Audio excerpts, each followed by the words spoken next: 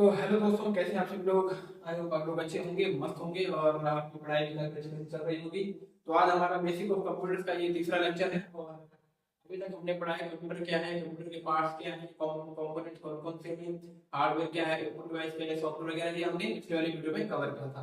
आज इस वाली वीडियो में हम आगे बढ़ने जा रहे हैं कंप्यूटर का इतिहास यानी history of computer, evolution of computer. कैसे कैसे कंप्यूटर का आविष्कार हुआ है, कौन कौन सी पीढ़ियां आई है कंप्यूटर की, कौन कौन से हमने इसमें मेमोरी से यूज किए हैं, ठीक है, और कब से किस पीढ़ी का टाइम कब तक रहा है। ये टॉपिक काफी इंपॉर्टेंट है क्योंकि इसमें आपका गवर्नमेंट एग्जाम हो या कोई कॉम्पिटिटिव एग्जाम हो या बेसिक एग्जाम हो, इस तरह टॉपिक से क्वेश्चन आते ही आते हैं। तो आप आशा करूंगा कि आप लोग अच्छे से इस वीडियो को देखेंगे और आपके जो भी डाउट होंगे वो क्लियर हो जाएंगे, ठीक है। तो ये वीडियो शुरू करते हैं आज का। आज हमारा टॉपिक क्या है, जनरेशन ऑफ कंप्यूटर यानी कि कंप्यूटर की पीढ़ियां, किस प्रकार से कंप्यूटर का क्या हुआ है आगे आगे आविष्कार हुआ है। देखिए सबसे पहले जनरली बात करें तो कंप्यूटर की कितनी पीढ़ियां हमारे पास है, 5 पीढ़ियां हैं, ठीक है। 5 पीढ़ियों में कंप्यूटर के विकास को क्या किया गया है, वर्गीकृत किया गया यानी कि बांटा गया है, ठीक है। कौन कौन सी होती है हमारे पास पहली पीढ़ी है, दूसरी है, तीसरी है, चौथी है और पांचवी यानी first generation, second generation, third generation और फोर्थ एंड फिफ्थ जनरेशन। इन 5 जनरेशन में कंप्यूटर के विकास को या एवोल्यूशन को बांटा गया है, ठीक है। जो हमारे पास प्रथम पीढ़ी है वो हमारे लिए 1940 से 1956 तक यानी 1940 से 1956 तक चला है, ठीक है। इसको हम मेनली मान सकते हैं 15 साल या 16 साल तक का इसका क्या रहा है, काल रहा है। जो फर्स्ट जनरेशन के कंप्यूटर कितना रहा है, 15 से 16 साल तक। दूसरा जो हमारे पास दूसरी पीढ़ी आई कंप्यूटर की वो चली थी 1956 से 1963 तक। कब तक चली थी, 1956 से 1963 तक, ठीक है। और इसका काल अगर हम देखें तो ये कितने साल तक चला था, 6 से 7 साल तक चला था, ठीक है। इसके बाद बात करते हैं तीसरी पीढ़ी की। तीसरी पीढ़ी के कंप्यूटर कब से चले थे, 1964 से चले थे और कब तक चले थे, 1971 तक। ये हमारे पास चला था 7 साल तक। इसके बाद आया चौथी पीढ़ी के कंप्यूटर। चौथी पीढ़ी के कंप्यूटर कब चले थे, 1971 से 1985 तक, ठीक है। ये हमारे पास चला था 14 साल तक। कितना साल तक चला था, 14 साल तक। और वर्तमान में जो कंप्यूटर चल रहे हैं ये हमारे पास चल रहे हैं 1986 से और अभी तक चल रहे हैं, ठीक है। कितनी पीढ़ियां हो गई हमारे पास कंप्यूटर की, 5 पीढ़ियां हुई। फर्स्ट पीढ़ी हमारी चली थी 1940 से 1956। 1940 से कैसे मानते हैं हम इसको, क्योंकि देखिए पहला जो गणना यंत्र था वो हमारे पास अबेकस था और 1940 से पहले आ चुका था, लेकिन वो कैसा था, एक इलेक्ट्रॉनिक नहीं था, ठीक है ना। लेकिन हम कंप्यूटर की पीढ़ियों का जो विकास का प्रारंभ मानते हैं वो फर्स्ट इलेक्ट्रॉनिक कंप्यूटर के विकास से मानते हैं। जब हमारे पास फर्स्ट इलेक्ट्रॉनिक कंप्यूटर यानी एनालिटिक इंजन आया था जिसका आविष्कार किसने किया था, चार्ल्स बेबेज ने किया था। और चार्ल्स बेबेज क्या है, कंप्यूटर के जनक कहे जाते हैं। तो वहां से हमारी कंप्यूटर की पीढ़ी क्या हुई, प्रारंभ हुई है। तो पहला हमारा चला है 1940 से 1956 तक। दूसरी पीढ़ी हमारी चली है 1956 से 1963 तक। तीसरी हमारी चली है 1964 से 1971 तक। फिर हमारी चली 1971 से 1985 तक।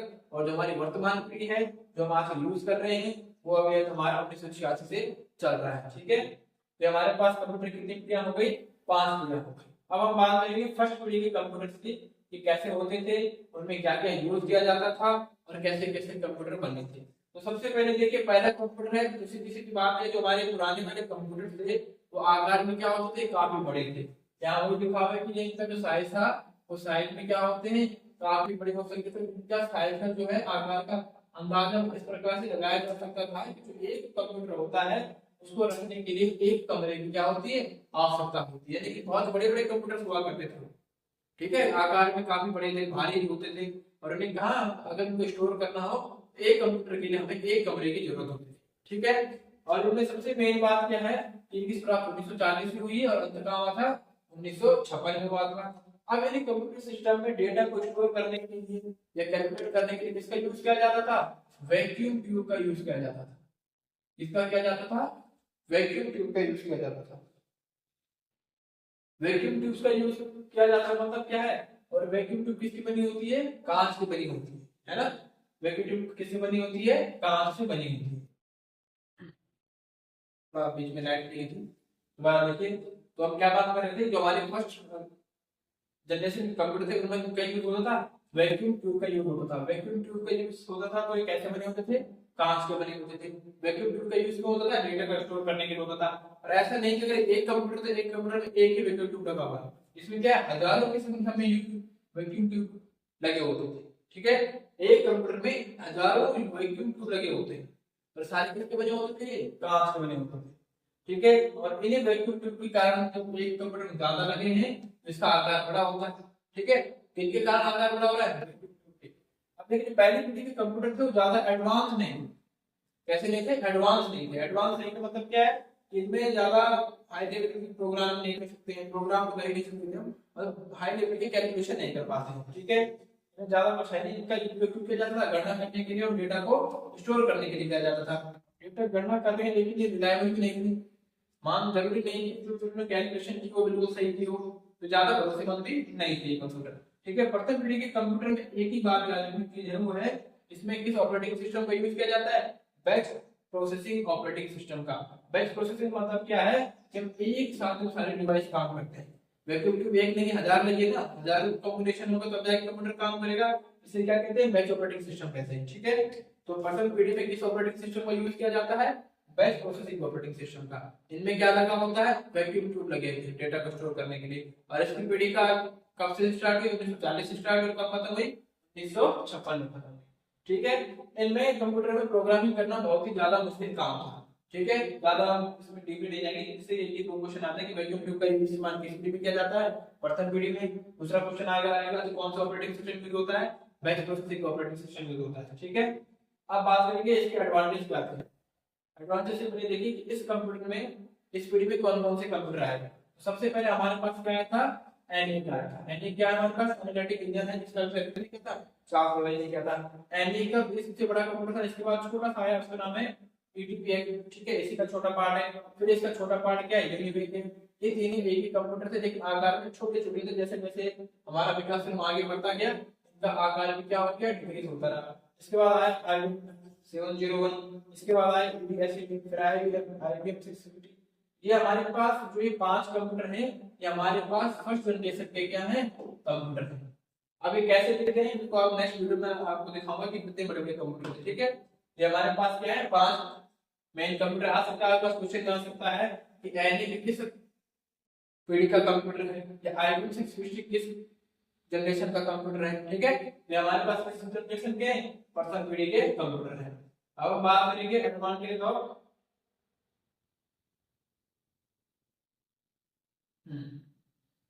पहली पीढ़ी के कंप्यूटर के जो क्या है हमारे पास एडवांटेज करके, ज्यादा एडवांटेज तो है नहीं क्योंकि खास है नहीं हो। यहाँ पे लिखा हुआ है कि इस पीढ़ी के कंप्यूटर में डेटा कैलकुलेशन बहुत तेजी से होती थी। बहुत तेजी से मतलब ये नहीं कि आज की हमारे ह्यूमन कैलकुलेशन से काफी तेज है कंप्यूटर, है ना, क्या है, ह्यूमन की जो कैलकुलेशन करने की क्षमता है उससे तेजी से क्या करते थे, गणना करते थे। उस समय जो वैक्यूम ट्यूब थी वो आसानी से मिल जाती थी, इसलिए कंप्यूटर ज्यादा महंगे नहीं होते थे। ठीक है, इसकी जो टेक्नोलॉजी ज्यादा महंगी नहीं, किसका यूज हो रहा है, वैक्यूम ट्यूब का। और वैक्यूम ट्यूब टाइम कहते हैं आसानी से मिल जाती थी। ठीक है, कंप्यूटर का यूज किस लिए किया जाता है, वैक्यूम काम के लिए किया जाता था, बाकी डेटा के और इन्फॉर्मेशन को स्टोर करने के लिए किया जाता था। कह रहा हूं पर्सन ज्यादा कुछ खास नहीं था, सिर्फ इनका जो आविष्कार किया गया था कैलकुलेशन करने के लिए किया गया था।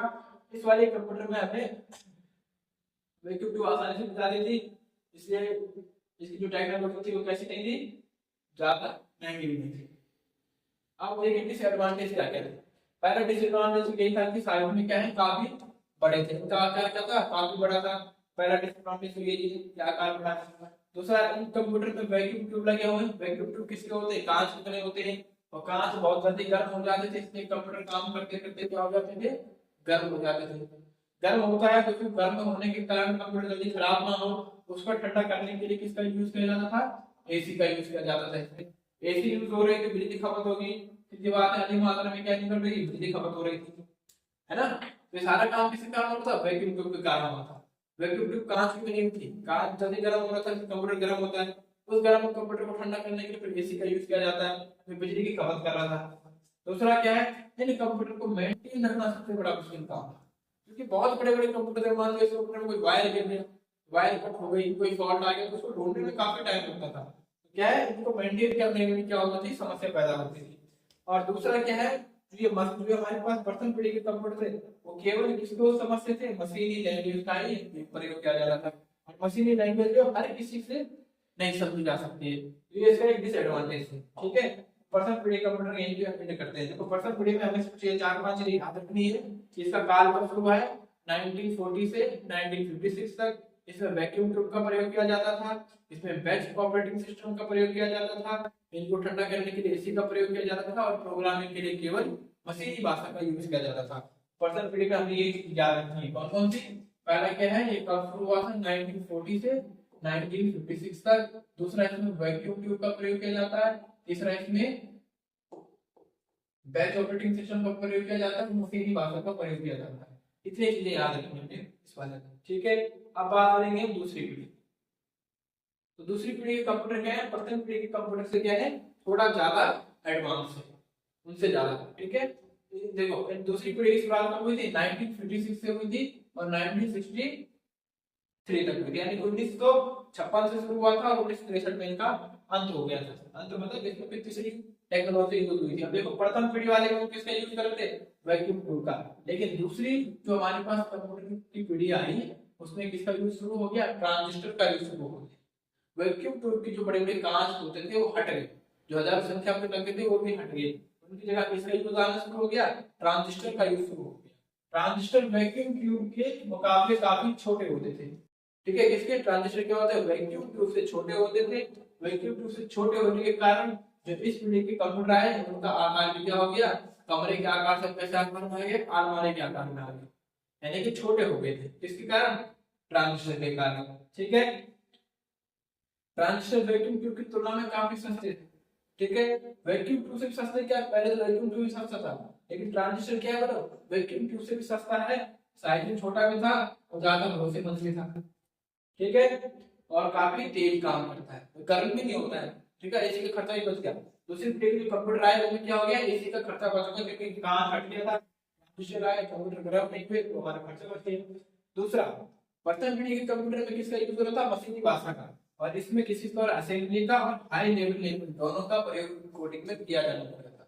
इसका असेंबली का और हाई लेवल जैसे जावा, सी प्लस का यूज होता है, ठीक है। और इस पीढ़ी में बैच प्रोसेसिंग तो होता ही था, साथ में मल्टी प्रोग्रामिंग ऑपरेटिंग सिस्टम का भी यूज किया जाता है। अब देखिए हम डिफरेंस करते हैं पहली पीढ़ी की और दूसरी पीढ़ी में। पहली पीढ़ी में वैक्यूम ट्यूब यूज हो रहा था, दूसरी पीढ़ी में वैक्यूम ट्यूब की जगह किसने ले ली, ट्रांजिस्टर ने ले ली। पहले प्रथम जो पहली पीढ़ी के कंप्यूटर थे उनमें मशीनी भाषा का यूज हो रहा था, इसमें असेंबली और हाई लेवल दोनों का यूज हो रहा है, ठीक है। बाकी ये तो है, ज्यादा कुछ ये तीन चीजें याद रखना है, ठीक है। और हाँ, ऑपरेटिंग सिस्टम पहले वाले में बैच ऑपरेटिंग सिस्टम यूज हो रहा था और इसमें कौन सा है, multi programming operating system use हो रहा है। अब हम बात करेंगे इसके एडवांटेज की।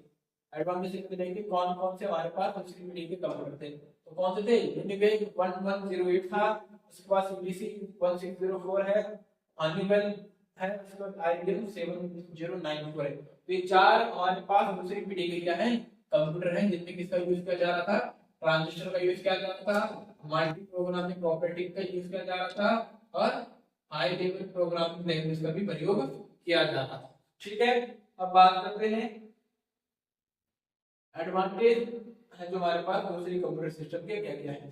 पहला तो देखिए आकार इसका क्या हो गया, छोटा हो गया। पहला एडवांटेज क्या है कि आकार का पहले पीढ़ी की अपेक्षा छोटा हो गया। दूसरा, ये जल्दी गर्म नहीं होते थे क्योंकि इनमें किसका प्रयोग किया जा रहा था, ट्रांजिस्टर का प्रयोग किया जा रहा था। अपने छोटे आकार होने के कारण बिजली का खर्च क्या कर रहे थे, कम कर रहे थे। तीसरा क्या है, इनकी स्पीड क्या थी, काफी अच्छी थी और ये कैलकुलेट कैसे कर रहे हैं, माइक्रो सेकंड में कैलकुलेशन को परफॉर्म करते रहे थे। देख रहे हैं आप, एक ट्रांजिस्टर से आने के कारण इनका साइज छोटा हो गया, उनके काम करने की स्पीड तेज हो गई, इनके बिजली की खपत भी कम हो गई, है ना। और इनको मेंटेन करना भी पहली पीढ़ी की तुलना में आसान था। मतलब कठिन ये भी थे लेकिन पहली वाली पीढ़ी की तुलना में क्या थे, आसान थे। और इनकी एक्यूरेसी क्या थी, पहली पीढ़ी के कंप्यूटर से ज्यादा था, ठीक है। ये तो हमारे पास एडवांटेज से कंपेयर करने में फटाफट हो जाएगा। अब बात करेंगे डिसएडवांटेज क्या थे। जरूर नहीं तो फायदा ही नुकसान भी हो सकता है ना। आज स्क्रीन थोड़ा अटपटी सी हो गई कुछ, ठीक है। डिसएडवांटेज क्या क्या हमारे पास, पहला क्या है, दूसरी जनरेशन के कंप्यूटर कम गर्मी पैदा करते थे, फिर भी इन्हें ठंडा करने के लिए एसी की जरूरत पड़ती थी। मैंने कहा ना वो अलमारी के साइज में थे, इसमें भी कमरे पहले पीढ़ी से कम होता है लेकिन ठंडा करने की जरूरत इनको भी पड़ रही थी। दूसरा क्या है, लगातार इनको मेंटेन की जरूरत पड़ रही थी, अभी छोटे थे तो उनको बार बार मेंटेन करना भी पड़ता था, कभी चूहा उधर जाता है, कभी कुछ उधर जाता है, तो क्या करना पड़ता था, मेंटेन करवाती थी। और इनका काम केवल कुछ विशेष कार्यों के लिए किया जाता था, हर प्रकार के काम नहीं कर सकते, कुछ विशेष कामों के लिए प्रयोग किया जाता था। इसमें इस कंप्यूटर के इनपुट के लिए ध्यान रखना, इनपुट के लिए किसका यूज किया जा रहा था, पंच कार्ड्स का प्रयोग किया जा रहा था। यानी कि दूसरी पीढ़ी में दो डिवाइस का प्रयोग किया गया, पहले किसका क्या किया था, ट्रांजिस्टर का, है ना, और दूसरा किसका कर रहे हैं, पंच कार्ड का, किसका कर रहे हैं, पंच कार्ड का। दो टेक्नोलॉजी आई है सारी दूसरी पीढ़ी में, पंच कार्ड और ट्रांजिस्टर। पहले वाले में वैक्यूम ट्यूब, ठीक है ना। अब बात करेंगे हम तीसरी पीढ़ी, इसमें ज्यादा कुछ खास नहीं। अब तीसरी पीढ़ी देखिए, जैसे जैसे हमारे कंप्यूटर का जो पीढ़ियां बढ़ती जा रही थी, हमारे कंप्यूटर क्या होते जा रहे थे, एडवांस होते जा रहे थे। एडवांस होने के साथ साथ उनका आकार क्या हो रहा था, डिक्रीज हो रहा था। डिक्रीज का मतलब क्या, आकार क्या होता है, छोटा छोटा होता जा रहा था। ठीक है, तीसरी पीढ़ी की जो शुरुआत हुई थी वो कहां से हुई थी, 1964 से और 1971 तक। कहां से चले थे, 1964 से 1971 तक हमारी तीसरी पीढ़ी चली। इस तीसरी पीढ़ी में आने वाले कंप्यूटर में काफी विकास हो चुका था। ठीक है, इस पीढ़ी में एडवांस और मॉडर्न हुए थे। अभी तक हमारे पास प्रथम पीढ़ी के और सेकंड जनरेशन के जो कंप्यूटर थे वो एडवांस और मॉडर्न नहीं थे, लेकिन तीसरी पीढ़ी में हम कहां पहुंच चुके हैं, एडवांस और मॉडर्न कंप्यूटर में पहुंच चुके हैं। ठीक है, एडवांस के साथ साथ इसमें ट्रांजिस्टर की जगह क्या आ गई है, आईसी चिप आ गई थी। आईसी चिप का मतलब क्या है, इंटीग्रेटेड सर्किट होती है, छोटी सी चिप होती है ना, जैसे एसडी कार्ड होता है, मेमोरी जिसमें काम करते हैं, उस प्रकार की चिप का प्रयोग किया जाता है। कहां आ गए, वैक्यूम से ट्रांजिस्टर, ट्रांजिस्टर से कहां गए, आईसी चिप में आ चुके हैं। ठीक है, आईसी एक तरह की चिप होती है जो किसकी बनी होती है, सिलिकॉन की बनी होती है। इसे और क्या, इसे क्या बोलते हैं, सिलिकॉन चिप भी कहा जाता है। क्या कहा जाता है, सिलिकॉन चिप भी कहा जाता है। और तीसरी पीढ़ी के कंप्यूटर काफी ज्यादा विश्वसनीय थे। कैसे थे, काफी ज्यादा विश्वसनीय थे। अभी देखो, आईसी चिप आने के कारण उनका साइज काफी क्या हो गया, छोटा हो गया था। और इसके साथ साथ उनकी मेमोरी की जो क्षमता थी वो बढ़ गई थी, आकार छोटा हो गया और स्टोरेज क्षमता क्या हो गई, बढ़ गई थी। ठीक है, इसमें टाइम शेयरिंग और मल्टी प्रोग्रामिंग ऑपरेटिंग सिस्टम का प्रयोग किया जाएगा। अब तीसरा ऑपरेटिंग सिस्टम हमारे पास क्या आ गया, टाइम शेयरिंग। क्या आ गया, टाइम शेयरिंग ऑपरेटिंग सिस्टम आ गया। और लैंग्वेज में क्या क्या आ गया, कोबाल आ गई, पास्कल आ गई। ठीक है, अब यहाँ पे देखिए हम थोड़ा सा डिफाइन करते हैं। देखो, पहले वाले में वैक्यूम ट्यूब का प्रयोग किया जा रहा था, दूसरी वाले में ट्रांजिस्टर का प्रयोग किया जा रहा था, तीसरी वाले में क्या आ गया, आईसी चिप आ गई। ये तो हमारे पास डिवाइस थे। पहले वाले में बैच ऑपरेटिंग सिस्टम का प्रयोग किया जा रहा था। ठीक है, दूसरे वाले में मल्टी प्रोग्रामिंग किया जा रहा था, और तीसरी वाले में किसका आ गया, टाइम शेयरिंग आ गया, है ना। प्रथम पीढ़ी में किसका प्रयोग किया जा रहा था, मशीनी भाषा का प्रयोग किया जा रहा था। दूसरी वाले में किसका किया जा रहा था, हाई टेबल और असेंबली का प्रयोग किया जा रहा था। ठीक है, असेंबली का। और तीसरी वाले में किसका आ गया, कोबाल हो गया, पास्कल हो गया। तो जैसे जैसे हमारे पास कंप्यूटर की जो विकास का बढ़ता रहा, कंप्यूटर का साइज छोटा होता गया और स्टोरेज और वर्क जो प्रोसेस है वो बढ़ती चली गई। ठीक है, हमारे पास इनका ऐसे ऐसे यूज हो रहा है, समझ गया। अब चलते हैं आगे, इसके डिसएडवांटेज और एडवांटेज से पहले पढ़ेंगे जिनमें कौन कौन से कंप्यूटर यूज किए जा रहे थे। तो ये देखिए, IBM 360, ADP 11, unique 1108, Honeywell, DEC और ICL, ये सब बनाए गए थे हमारे पास। IBM कंपनी उस टाइम पे उन्होंने बनाए थे। तो हमारे पास क्या है, थर्ड जनरेशन के कंप्यूटर है। ठीक है, अगर आप नोट्स बनाना चाहेंगे तो आप इसमें छोड़ दे सकते हैं, या आप कमेंट करके मुझे बता सकते हैं कि भाई नोट्स चाहिए, तो मैं आपको उनका PDF कमेंट में प्रोवाइड करवा दूंगा। ठीक है,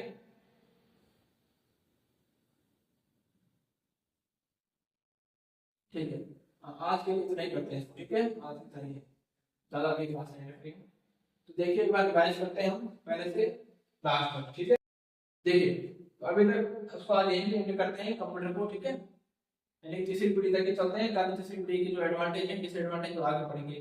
तो एक बार जब हम तक पढ़ा है उसको रिवाइज करते हैं। देखिए हमारे पास कंप्यूटर सिस्टम का जो एवोल्यूशन है उसको हमने पांच किसमें, पांच ग्रुप में बांटा है।